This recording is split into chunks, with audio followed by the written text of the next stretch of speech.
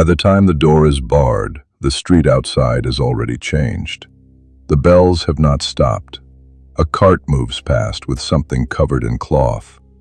A neighbor who used to speak from the window has disappeared behind closed shutters. In the market, the tables are emptier than they were yesterday, and the people who still come out keep distance between themselves, even when they are standing in the same line for bread. The person inside the room has a few choices left. Open the door and risk the sickness. Stay inside and wait for food to run out. Run from the city and meet locked gates, armed guards, strangers, hunger, and roads filled with the same fear. This is the part of history that maps rarely show. Maps show empires. They show armies crossing borders, cities falling, kingdoms rising, front lines moving. But history was lived closer to the ground. This is History Breakpoint, history seen from the street, the trench, the doorway, the crowded room, and the person trapped inside history's most dangerous moments. Let's jump straight to Florence. In the spring of 1348, an ordinary worker could still recognize the city, and yet know that the city was no longer behaving like itself. The shops and churches were there. The streets still twisted through stone houses and workshops. But the movement of everyday life had begun to break apart. People who had once crowded into churches now feared the touch of other bodies. Families who had depended on neighbors found doors closed against them. Physicians were called, prayers were said. City officials tried to remove refuse from the streets, and the sick were kept away where possible. None of it gave people the kind of protection they were searching for. A person living through the medieval plague did not know the words that later generations would use. They did not know Yersinia pestis. They did not know infected fleas or bacterial transmission. They knew only what they could see. They saw swellings appear at the groin or under the arm. They saw dark marks on skin. They saw people fall ill and die with terrifying speed. In Florence, Giovanni Boccaccio later described a city where normal customs around sickness and death began to fail under pressure. The old rituals were too slow for the number of bodies. The familiar pattern of mourning, burial, and comfort could not keep up with the pace of loss. For a laborer, a servant, a mother carrying water, or a young apprentice sleeping above a workshop, survival became a chain of small calculations. Which house was safe to enter? Which person had touched the sick? Could bread from another hand carry danger? Was it better to leave the city, when the road might be crowded with the desperate, or stay behind walls where the air itself seemed suspected? The Black Death did not arrive as one single moment of disaster. Rather, it tightened around daily life. A baker might still open his oven, but fewer people came to buy. A priest might still carry a cross, but the funeral behind him might no longer be one funeral. A person might hear that the rich had fled to country houses, that some had locked themselves away, that others had given themselves to drinking and noise because restraint no longer seemed to promise safety. Rumor became a survival tool and a danger of its own. Some blamed corrupted air, some blamed sin. Across Europe, fear turned violently against Jewish communities who were falsely accused of causing the plague. In a crisis without clear explanation, people searched for a human target, and the search made the disaster worse. For the ordinary person still inside the city, the world had narrowed to a room, a street, a smell, a cough, a hand on a latch. Medieval plague survival meant trying to stay human while the habits that made a city human were collapsing around you. It meant knowing that help could kill you, that kindness could carry risk, and that the person you loved might be the person you were told to avoid. When historians speak of the Black Death, the numbers are almost too large to hold. Millions dead across Europe, entire regions changed, labor systems shaken, religious certainty wounded. But at the ground level, the number that mattered was smaller. One body in the house, one loaf left, one door, one decision about whether to open it. Centuries before and far to the south, Another city faced a different kind of danger. There was no sickness spreading from house to house. There was no enemy army outside the walls. The danger came from a mountain that people had lived beside for generations. Pompeii was a Roman city of shops, courtyards, fountains, taverns, ovens, painted walls, and stone streets worn by carts. People knew the shape of Mount Vesuvius on the horizon. They did not know it as a modern volcanologist would know it. They did not have the language of pyroclastic flows, eruption columns, ashfall, or thermal shock. They had memory, rumor, religion, and the evidence of their own senses. Around midday in 79 CE, the mountain changed. At first, an ordinary resident may have looked up and seen a column rising where no column should be. Then came the falling debris, ash, pumice, fragments from the eruption thrown into the sky and carried down over the city. It did not fall like ordinary dust. It gathered weight. It filled courtyards, streets, roofs, gutters, doorways. It entered the mouth and scratched at the throat. It turned daylight into something dimmer and stranger. The first question was simple and almost impossible. Stay or run? To stay meant shelter. Walls, roof, family, water jars, the objects of a known life. To run meant the street, the crowd, the gates, falling stone, blocked roads, and a sky that was becoming harder to read with every passing hour. Some people left early enough to survive. Others remained, perhaps because they believed the worst would pass, perhaps because leaving seemed more dangerous than waiting, perhaps because someone in the house could not move quickly. The evidence left behind does not give every motive. It gives positions, rooms, objects, bodies, and layers of volcanic material. A person trying to escape the Pompeii eruption would have moved through a city becoming unfamiliar in real time. The road underfoot would still be the same road, but the air would not be the same air. Landmarks would vanish behind falling ash. Roofs, burdened by pumice and debris, could collapse under their own new weight. A doorway that had always meant home could become a trap.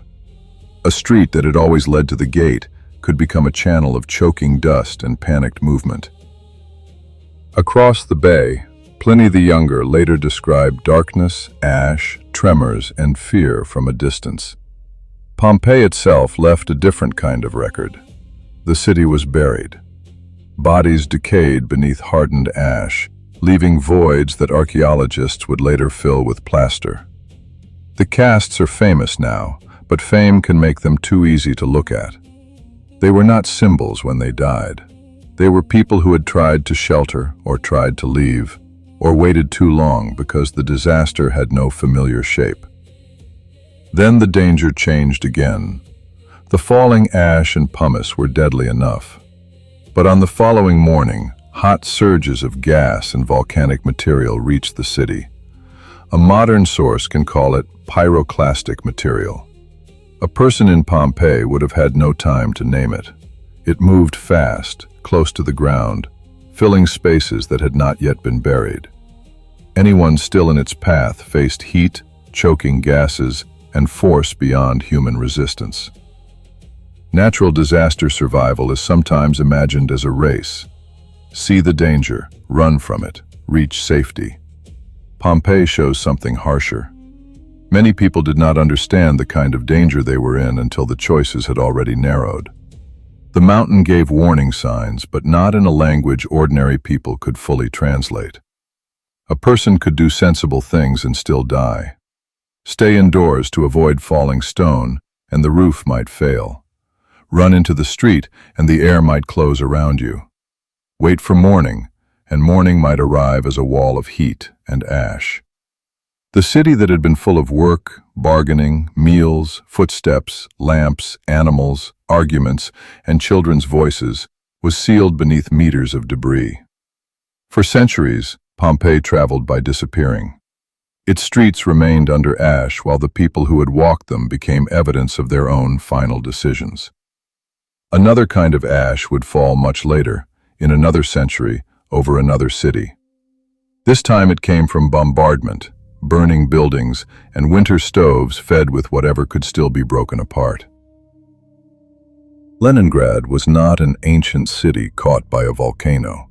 It was a modern city under siege, with radios, factories, apartment blocks, tram lines, schools, hospitals, museums, ration cards, and official announcements. Modern war is often pictured through trench warfare and soldiers in mud, but for war civilians inside Leningrad, the front line entered kitchens, stairwells, bread queues, and frozen bedrooms. In September 1941, German forces cut the city's land connections to the Soviet interior. Finnish forces stood to the north. The city was not taken by street fighting. It was surrounded, bombarded, and starved. From the outside, siege survival can sound like a military condition. From inside, it was a daily calculation of calories, cold, distance, and strength. An ordinary civilian in the winter of 1941 to 1942 could wake before dawn with the room already freezing. Water pipes had failed in many places. Heating was gone or unreliable. Electricity came and went or disappeared entirely. Furniture, books, floorboards, and anything burnable could become fuel. The choice to burn an object was also the choice to admit that ordinary life had retreated another step. Bread was the center of the day. Rations changed, and the smallest ration for many civilians fell to a level that could be held in one hand. A piece of bread could decide whether a person had enough strength to stand in another line, carry water from a canal, pull a child on a sledge, or walk back across streets exposed to shelling. It was bread, but it carried the weight of medicine, heat, hope, and time. A mother, a child, an elderly man, a factory worker, a nurse, each had a different place in the ration system, and each learned the same cruel arithmetic. How far is the bakery? How long is the queue? How cold is the wind? How much strength will the walk take? What happens if the shelling begins before reaching the door? What happens if the bread is gone by the time the line moves forward? People did not starve in silence because there was no sound. There was artillery, aircraft, sirens, the scrape of sledges in the street, the dull work of people moving bodies when the living had barely enough strength left to move themselves. The siege pressed on the city through hunger, disease, exposure, bombardment, and waiting. Lake Ladoga became a route of survival, bringing supplies by water in warmer months, and by ice when winter made a road possible. The road of life kept people alive and allowed evacuations, but it did not remove the siege from the rooms of Leningrad. Food still came short. Fuel still came short. The cold still entered walls. The city continued to count its dead. What made the crisis especially hard to endure was the way it turned every ordinary movement into risk. To fetch water, a person might cross streets under shell fire. To collect rations, they might leave behind someone too weak to rise. To share bread might save another person for a day and weaken the one who gave it. Moral choices did not appear as speeches. They appeared as crumbs, footsteps, and whether a person had enough strength to pull another body through snow. Historical survival stories from modern war often search for one clear moment of heroism. Leningrad offers something quieter and more relentless. Survival under pressure meant repeating the same acts when the body had already begun to fail. Standing in line, melting snow, keeping a child awake, going to work in a factory because the city still needed shells, uniforms, repairs, bread, transport, and records. Marking another day while the calendar became less important than the next ration. The siege lasted until January 1944. By then, the city had endured one of the deadliest sieges in history. Numbers can record part of it. Hundreds of thousands dead, many from starvation, cold, disease, and shelling. But the number does not show the person holding a ration card with stiff fingers, or the child being pulled over ice, or the room where the last wooden chair has become heat for one more night. Florence, Pompeii, and Leningrad belong to different worlds. Medieval plague, volcanic eruption, and modern siege do not look alike from a distance. One comes through disease. One falls from the sky and mountain. One is made by human decisions, armies, and the deliberate cutting of supply. But at ground level, the distance between them narrows. In each place, ordinary people had to survive before they understood what history would call the disaster. They lived inside the moment without the clean shape that later maps, books, and timelines would give it. They had rumors instead of certainty, warnings instead of answers. Hunger, ash, sickness, cold, noise, silence, and the next narrow choice. That is why these stories matter for more than the scale of the catastrophe. They bring history back to the person who had no throne, no command, no safe view from above. The person who waited behind a door in Florence. The person who stepped into the ash at Pompeii. The person who held a bread ration in Leningrad and still had to walk home. If you want more stories like this, history seen from the ground, through the eyes of people who had to survive it, this is where the channel begins. Because before a disaster becomes a chapter, it is a room, a street, a road, a queue, a breath. And someone inside it is trying to last until morning.